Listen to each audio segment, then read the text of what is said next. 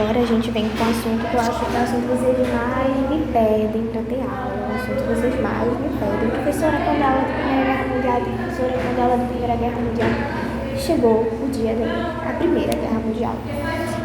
Primeira Guerra Mundial foi aquela guerra que rolou durante 4 anos, de 1914 e 1918. Bom, como é um slide meu, claramente tive que botar alguns memes para dar um gostinho a mais neste momento histórico tão importante. Então vamos lá. Primeiramente, a gente vai saber as causas e o estopim da Primeira Guerra Mundial. Professora, a causa foi só o assassinato de Francisco Ferdinando? Não. O assassinato de Francisco Ferdinando foi apenas um estopim. Porém, não sei se vocês lembram na aula passada, a gente falando de geopolítica, eu comentei que o assassinato de Francisco Ferdinando, ele só foi o motivo para eles darem início a uma guerra maior. Por quê? O principal interesse deles estava na região dos Balcãs, ou seja, estava tendo conflitos para conquistar a região dos Balcãs. Ou seja, esse conflito por terra estava criando uma tensão, minha gente, geopolítica e uma rivalidade tão grande, que quando o arquiduque Francisco Ferdinando foi assassinado por um sérvio, foi aí que eles pensaram assim, não, a gente estava brigando por terra, certo? Mas agora que morreu, né, um herdeiro, um líder, a gente precisa ver o quê?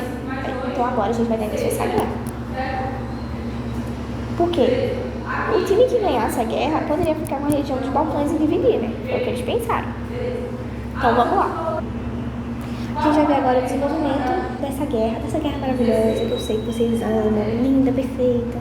Então vamos lá. A guerra, como toda a guerra, ela vai ter início com a formação de alianças militares, ou seja, a gente tem a Tríplice Entente com a França, Reino Unido, Rússia e mais tarde, né, lá para o final da guerra, a gente vai ter a entrada dos Estados Unidos e a Tríplice Aliança com a Alemanha, Áustria-Hungria e Itália. Itália, vamos falar sobre a Itália nessa guerra. A Itália, ela vai virar casaca, ela vai mudar a casaca. Quando a guerra começar para valer, ela vai fazer assim, eita, não, calma, que a Tríplice Aliança está perdendo, eu não vou ficar do lado dos perdedores, eu vou para onde? Vou para a Tríplice Entente. E a Rússia, ela sai da guerra com o início da Revolução Russa, que a gente vai ver no próximo assunto. Para a Rússia sair da Primeira Guerra Mundial, o que a gente vai ter? A gente vai ter o assinado de um tratado chamado Tratado de Brest-Litovsk, que vai ser um tratado com a Alemanha, onde diz o quê? A Rússia, ela vai sair da guerra e não vai sofrer ataques, porém ela vai ter que perder um pedaço de seu território para a Alemanha.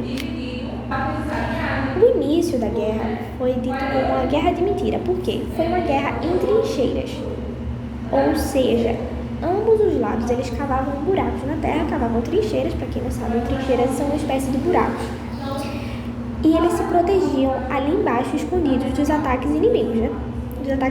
Então a gente tinha novas armas, metralhadora, tanque, gases tóxicos, o que se tornou o conflito mais mortal. Não foi tão mortal como eu digo um conflito de mão a mão, né? Como é que vocês chamam? Foi mais nesse ataque de armas e gases que tornaram ainda mais mortal a situação, porque tacava uma bomba, estava todo mundo escondido dentro da trincheira e pronto. A guerra ela vai se espalhar para outros continentes? Sim. Vai espalhar na África, Ásia e na Oceania, à medida que as colônias das potências europeias elas vão se envolvendo no conflito. Ou seja, à medida que os países, à medida que as colônias elas vão se envolvendo nesse conflito, a guerra vai ganhando mais. Eu posso dizer, a guerra vai aumentando sua proporção. Na frente oriental da guerra, né, ela foi mais móvel, né, com grandes avanços e recuo nas linhas de frente. Os exércitos, eles empregaram novas tecnologias, né, como eu comentei aqui, como tanques, aviões, gases venenosos, e as principais potências envolvidas eram potências centrais. Então, os Estados Unidos, ele iniciou a adotar uma política de neutralidade. Ele disse assim, não, eu vou ficar neutro nessa situação, não vou entrar na guerra, porém, com a guerra submarina, afundaram o navio Lusitânia em 1915, ou seja, Em 1915, os Estados Unidos entrou na guerra porque afundaram um de seus navios. E ele entrou ao lado dos aliados. Outro motivo que balançou um pouco a guerra foi a Revolução Russa, como eu comentei, o motivo da Rússia ser retirada da guerra. E a gente vem nele, maravilhosamente maravilhoso, o motivo do ódio dos alemães. No fim da guerra, né,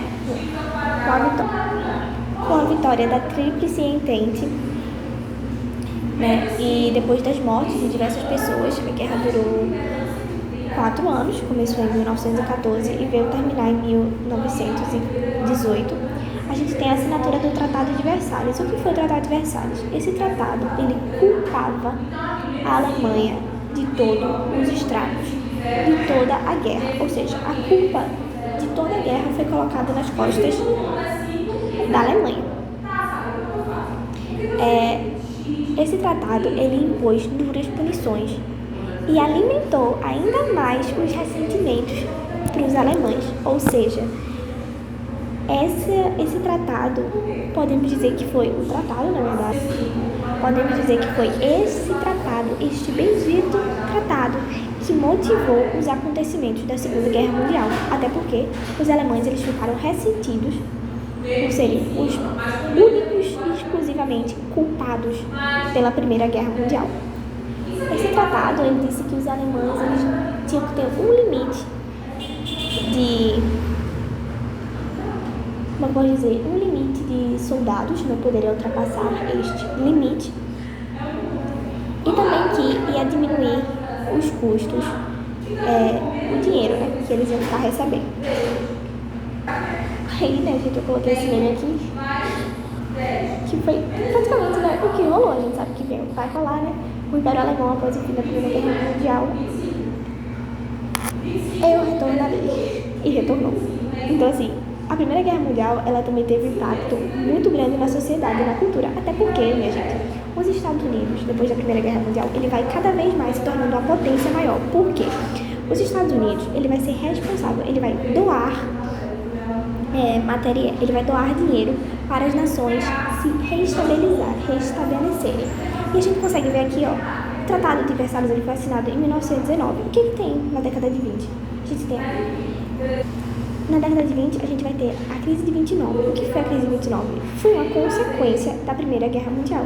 Foi uma consequência dos Estados Unidos emprestar tanto dinheiro para os países europeus se restabelecerem após essa guerra e não acabar recebendo de volta. Ou seja, vai quebrar a Bolsa de Valores dos Estados Unidos. Então, com isso, a gente tem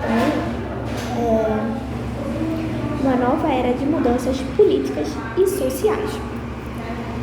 Com a desintegração do Império Austro-Húngaro e o Otomano, né, levou ao surgimento de novos países na Europa e no Oriente Médio.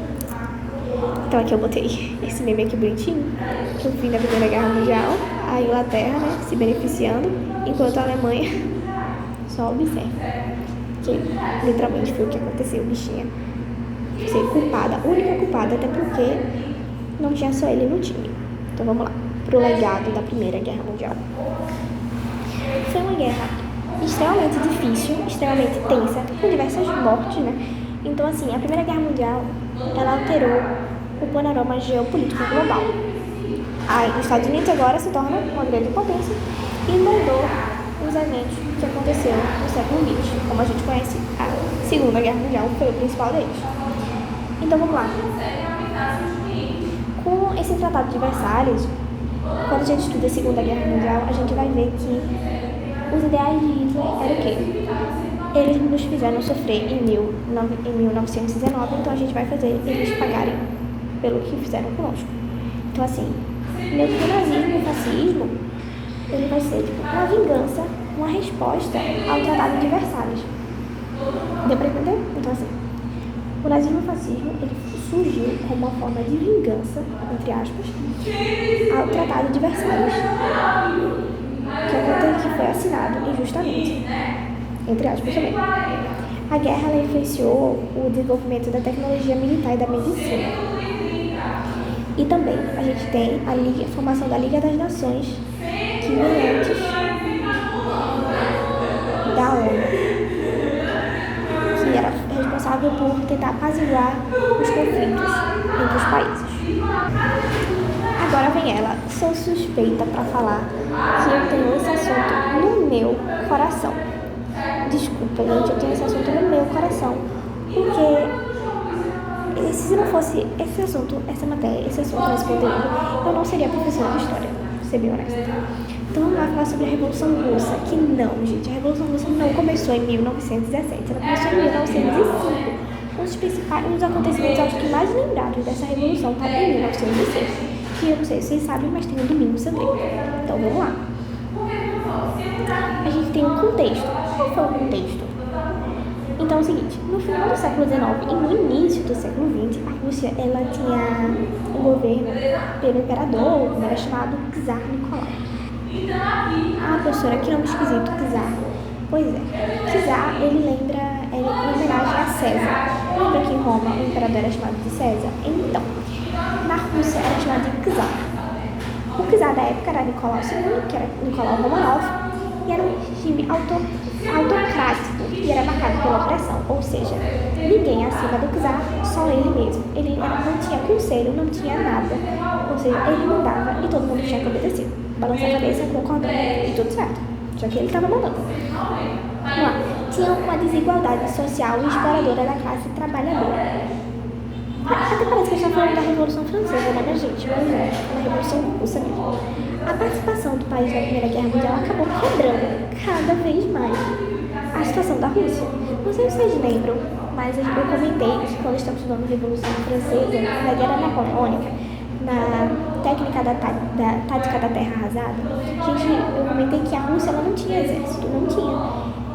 Por isso que fez aquela tática, porque eram, como pode dizer, fazendeiros, camponeses, que não tinham experiência em luta, não tinham experiência em nada e mandaram lutar contra o exército de Napoleão. Então aqui, na Primeira Guerra Mundial, a Rússia não tinha exército, ou seja, mandou crianças, idosos e pessoas despreparadas para uma guerra, ou seja, isso acabou aumentando os problemas internos e externos, levando a população a sofrer com a escassez de alimento, inflação e morte nos campos de batalha.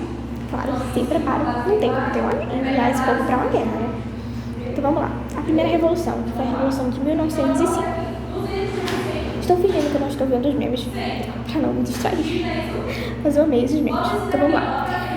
A primeira revolução, que foi a Revolução de 1905, foi uma revolução, não podemos dizer que foi a revolução, ela foi um período pré-revolucionário.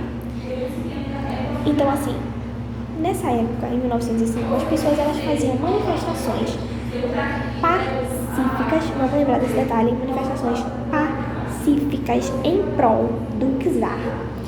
Ou seja, as pessoas, de maneira pacífica, cantando música, saudando a família do czar, o homenageando, pediam para que ele melhorasse a condição de vida deles, a condição de trabalho. Ou seja, não foi algo violento. De primeira, em 1905, não era algo violento. Era um pedido de ajuda de maneira extremamente pacífica, né? Liderada por trabalhadores e camponeses insatisfeitos. O que foi o Domingo Sangrento? Como a gente pode ver aqui nesse meme, né? O Domingo Sangrento foi um dia em que as pessoas tiraram para caminhar em direção ao Palácio de Alexandria, do czar Nicolau e da sua família, cantando canções em prol do czar, a favor dele, e pedindo ajuda, pedindo que ele desse uma melhorada na situação deles, olhasse por eles. Porém, foram recebidos com extrema violência e mortes.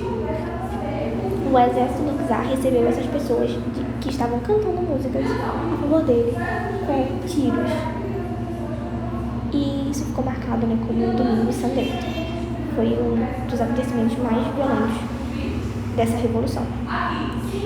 Esse acontecimento, ele enfraqueceu o regime e fortaleceu o movimento revolucionário, que vai ser dividido em dois. Como sempre, todo movimento revolucionário que a gente viu até agora, ele foi dividido em dois tipos, a gente vai ver já já. Vamos lá. Na Revolução Russa a gente tem dois times, que são os bolcheviques e os mencheviques. Bolcheviques. Quem são os bolcheviques? E por que bolcheviques? Bolcheviques são os soviéticos, os bolcheviques. Eles vão ser os soviéticos, os futuros soviéticos, e os mencheviques são o exército, como eram chamados também na época, o exército branco. Mencheviques é chamado, em russo é conhecido como minoria, e bolchevique é maioria, ou seja, a minoria que apoiava o czar era chamada de mencheviques, e a maioria que apoiava os sovietes urais era chamado de bolcheviques, porque na época eles eram chamados de sovietes urais.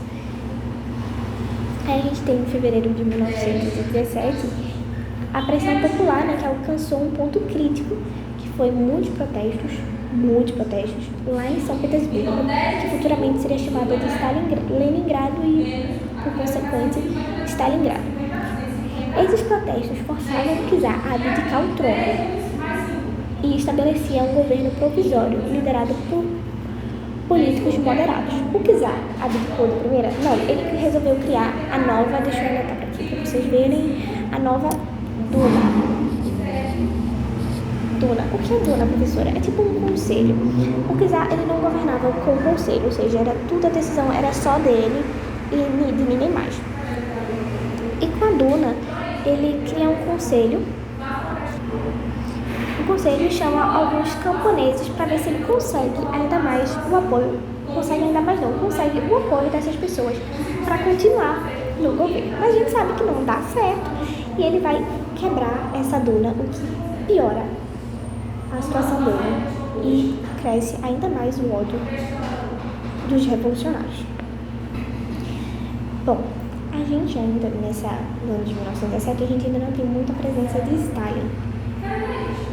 Não tem muita presença de Stalin, né? Stalin ele só vai entrar lá no finalzinho, que é uma grande suspeita que ele tenha matado Trotsky.